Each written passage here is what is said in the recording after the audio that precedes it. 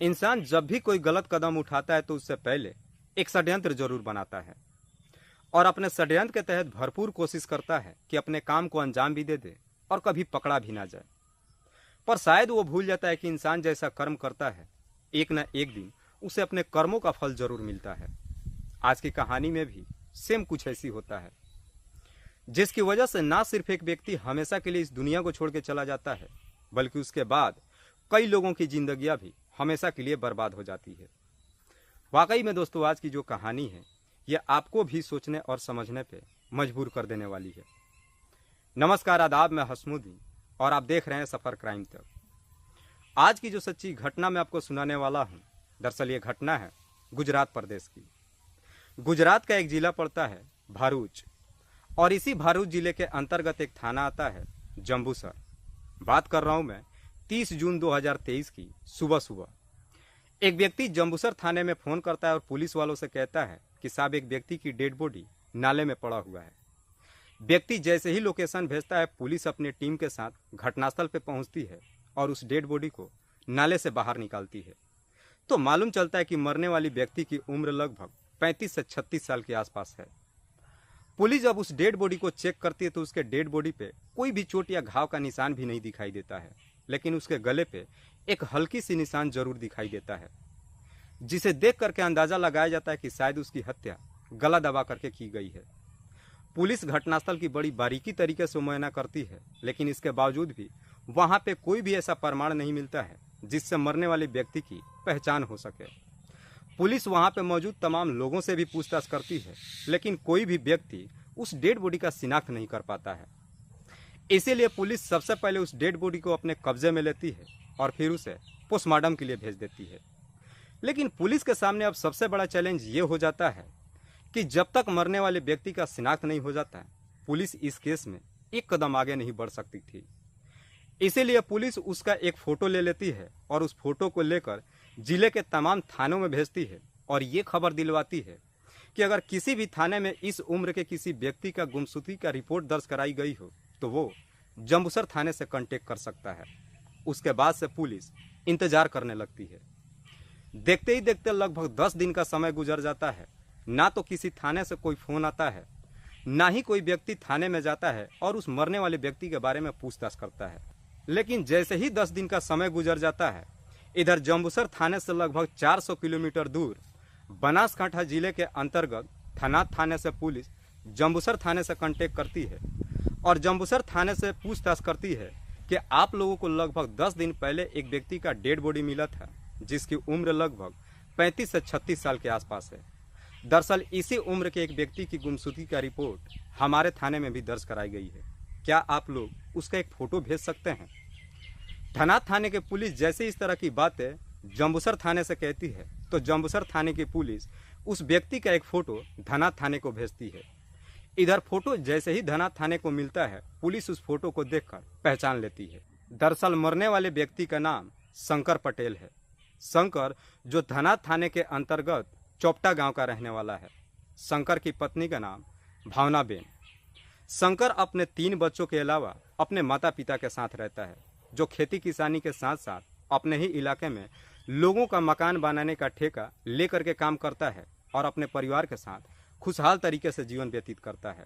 29 जून 2023 को रात्रि के करीब 9 बजे के आसपास शंकर जब अपने घर से बाहर निकलता है तो अपने घर वालों को ये कहकर के बाहर निकलता है कि मैं उदा जी से मिलने के लिए जा रहा हूँ। लेकिन एक बार जब शंकर घर से बाहर निकलता है, उसके बाद से दोबारा कभी घर ही वापस नहीं आता है। उसके घर परिवार वाले पूरी रात उसकी हर जगहों पर तलाश करते हैं। अगले दिन सुबह तक हो जाती है। जब शंकर घर पे नहीं आता है तो शंकर की मां मीरा देवी नज़दीकी थाने में जाती है और अपने बेटे का गुमशुदगी का रिपोर्ट दर्ज कराती है। लेकिन पुलिस रिपोर्ट दर्ज नहीं करती है, बल्कि मीरा देवी को यह आश्वासन देकर के भेज देती है कि शंकर 1-2 दिन में वापस आ जाएगा।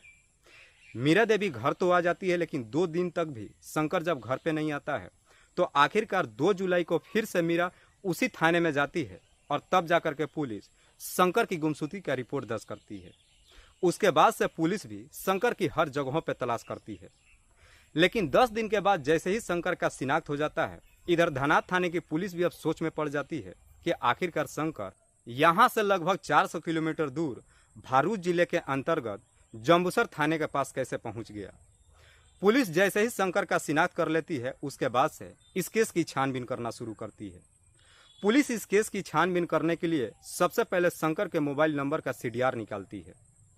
पुलिस जब उस सीडीआर को चेक करती है तो आखिरकार उस सीडीआर में एक ऐसा नंबर मिल जाता है जिस पे शंकर की आखिरी बार बातचीत हुई थी। पुलिस जब उस नंबर का डिटेल्स निकालती है तो मालूम चलता है कि वो नंबर किसी शिवा पटेल के नाम पर रजिस्टर्ड है। शिवा, जिसकी उम्र है लगभग 30 साल के आसपास, जो कलश गांव का रहने वाला है। शिवा कोई और नहीं बल्कि शंकर का ही जिगरी दोस्त है, जो अंकलेश्वर में रहकर मेटल का बिजनेस करता है।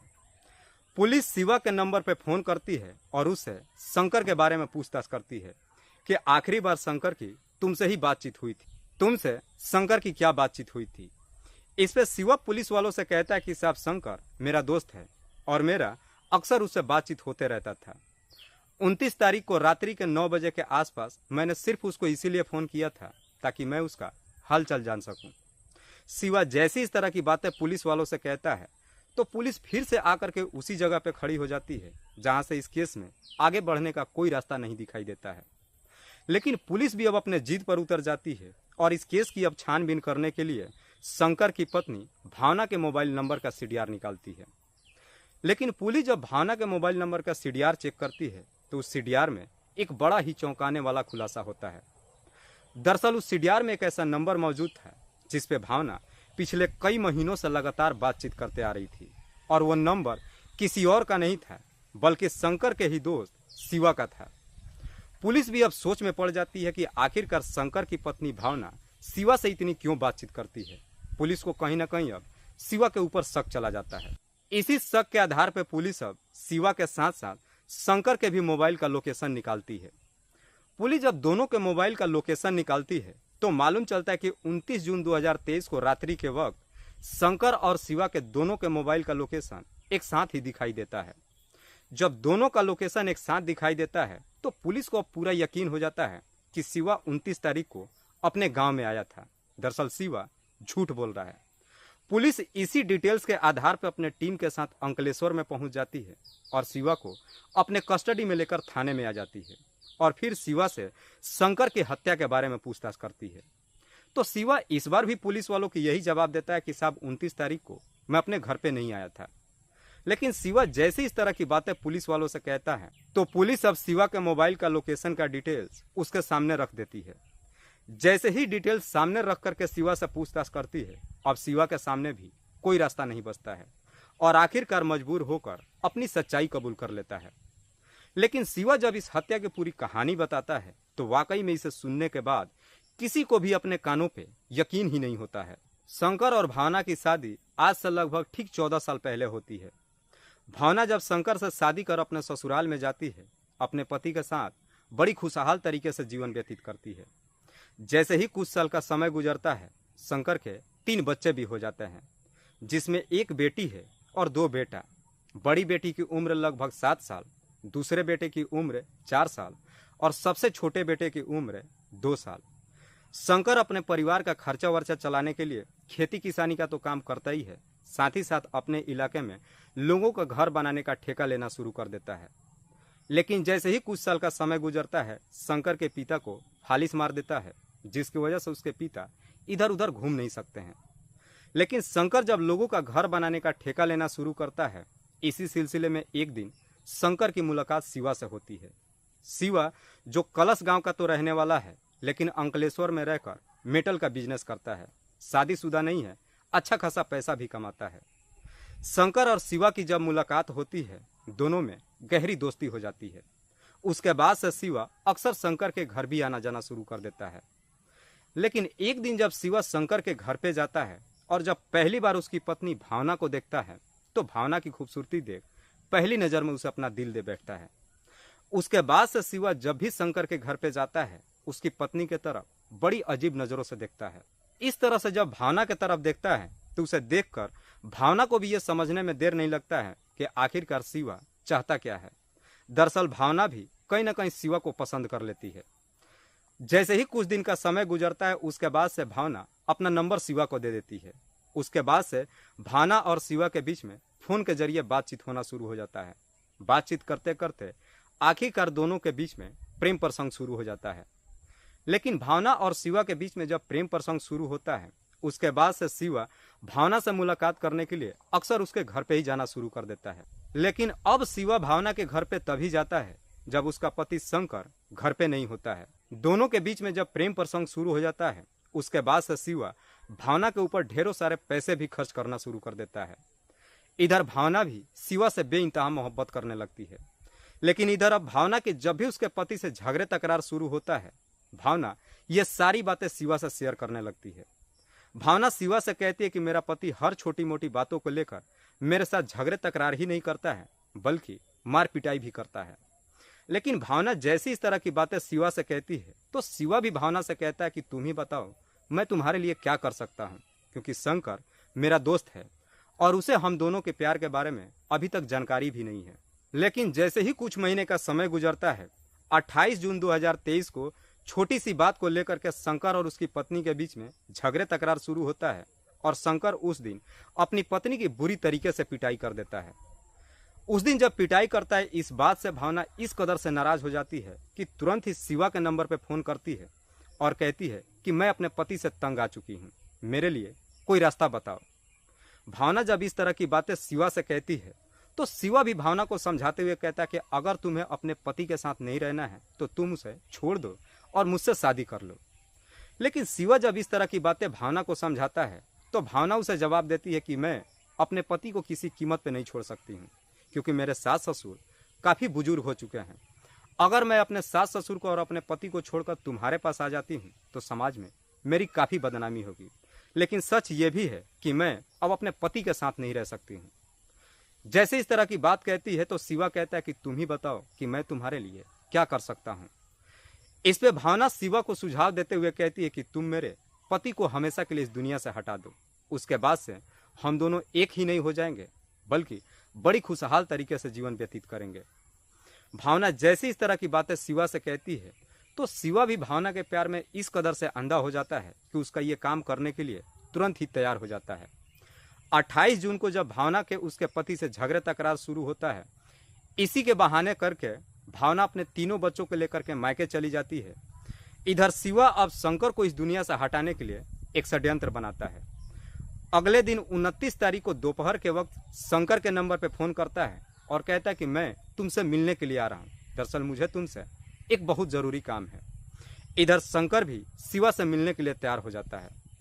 दोपहर के आसपास शिवा अपनी क्रेटा कार लेकर के अंकलेश्वर से रवाना होता है और शंकर के गांव में पहुंचता है। लेकिन जैसे ही गांव में रात्रि के करीब 9:30 बजे के आसपास पहुंचता है, शंकर के नंबर पर फिर से फ़ोन करता है और कहता है कि मैं तुम्हारे गांव के सड़क पे आ चुका हूं, जल्दी से आ जाओ। इधर शंकर जब अपने घर से निकलता है तो अपने माँ से ये कह के जाता है कि मैं उदा जी से मिलने के लिए जा रहा हूँ। शंकर जब अपने घर से निकलता है, सीधे शिवा के पास पहुंच जाता है और जाकर उसके गाड़ी में बैठ जाता है। इधर शिवा अपने षड्यंत्र के तहत पहले ही गाड़ी में एक पानी का बोतल रख रखा था और उस बोतल में कुछ नींद की गोलियां मिला चुका था।